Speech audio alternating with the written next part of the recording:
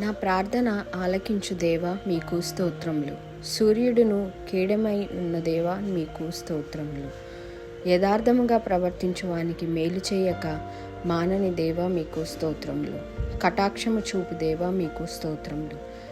చెరకుపోయిన యాకోబు సంతతిని వెనుకకు రప్పించిన దేవా మీకు స్తోత్రం.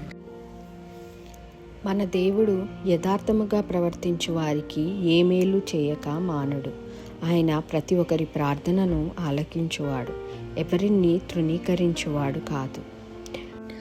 కొన్ని వందల సంవత్సరాలు బానిసత్వంలో మగ్గిన ఇశ్రాయేలీల వేదనతో చేసిన మొరను ఆయన ఆలకించి వారిని పాలు తేనెలు ప్రవహించు కనానుకు సురక్షితంగా నడిపించాడు.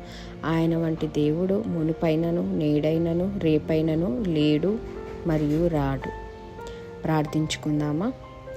మా మొర ఆలకించి మాపై కటాక్షం చూపువాడా మీకు స్తోత్రములు. ఆపద సమయాలలో మమ్ములను ఒంటరిగా విడువని దేవా, మా ప్రతి బాధలో, దుఃఖంలో, కష్టంలో, అవమానంలో మా తోడుండి నడిపించువాడా, మీకు కృతజ్ఞతాస్తుతులను చెల్లించుకుంటున్నాం తండ్రి. నాయన, ఏకీభవిస్తున్న ప్రతి బిడ్డను, వారి కొరతను జ్ఞాపకం చేసుకోండి తండ్రి. అదేవిధంగా ఈ ఛానల్ను, హ్యాండ్స్ మినిస్ట్రీని మరియు మమ్ములను దీవించి ఆశీర్వదించుమని తమ ప్రియకుమారుడును మా ప్రభువును అయిన యేసు ప్రభు వారి పవిత్ర నామమున అడిగి వేడుకుంటున్నాం తండ్రి. ఆమెన్.